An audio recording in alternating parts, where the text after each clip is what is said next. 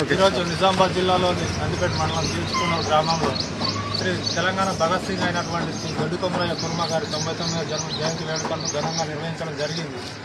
అయితే ఈరోజు చూసుకున్నట్లయితే కుర్మ సంఘం ఆధ్వర్యంలో మరియు కేవైసీఎస్ ఆధ్వర్యంలో ఈ వేడుకలను నిర్వహించడం జరుగుతున్నది. దొడ్డి కొమరయ్య గురించి తీసుకున్నట్లయితే అతి చిన్న వయసులోనే అమరుడయ్యాడు.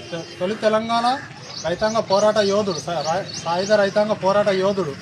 సుమారు 20 సంవత్సరాల కంటే తక్కువ వయసులోనే ఆయన ప్రాణాలు కోల్పోవడం జరిగింది. ఈ విధంగా చూసుకున్నట్టయితే కుర్మ జాతి ఆనిముత్యం దొడ్డి కొమరయ్య.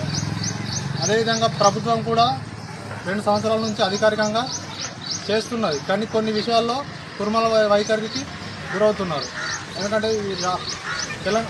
హైదరాబాద్లోని దొడ్డి కొమరయ్య ఆత్మగౌరవ భవనాన్ని ప్రారంభించినప్పటికీ, కేసీఆర్ ప్రభుత్వం ప్రారంభించినప్పటికీ, రేవంత్ రెడ్డి ప్రభుత్వం కూడా ప్రారంభించినప్పటికీ దాన్ని శ్రీ నారాయణ సంస్థల విద్యా సంస్థలకు దాన్ని దారాదత్తం చేయడానికి, లీజుకి ఇవ్వడానికి ముందుకొచ్చి ఇది చేస్తున్నారు. దీన్ని మా ఆత్మగౌరవ భవనం అది. ఎందుకంటే మా కళలు, సంస్కృతులు, విద్యార్థులు బాగుపడే ఉద్దేశంతో 5 కోట్ల రూపాయలతో నిర్మించిన భవనాన్ని నారాయణ సంస్థలకు అధినేతలకు లీజుకి ఇవ్వడానికి తీవ్రంగా ఖండిస్తున్నాం.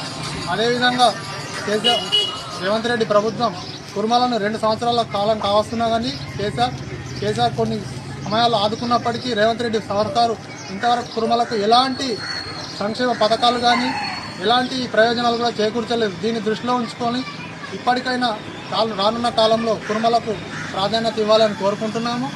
అదేవిధంగా ఈ నారాయణ సంస్థలకు గత భవనాన్ని అప్పజెప్పే తరుణంలో సరైన నిర్ణయం తీసుకోకపోతే రాష్ట్ర వ్యాప్తంగా కుర్మలు కూడా తీవ్రతర ఖండించి తీవ్రమైన నిరసనలు వ్యక్తం చేస్తారని నేను ఈ వేడుక సందర్భంగా తెలియజేసుకుంటున్నాను.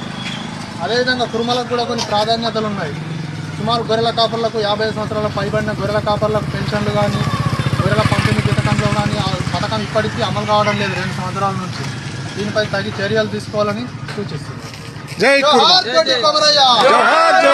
తెలంగాణ అమర వీరులకు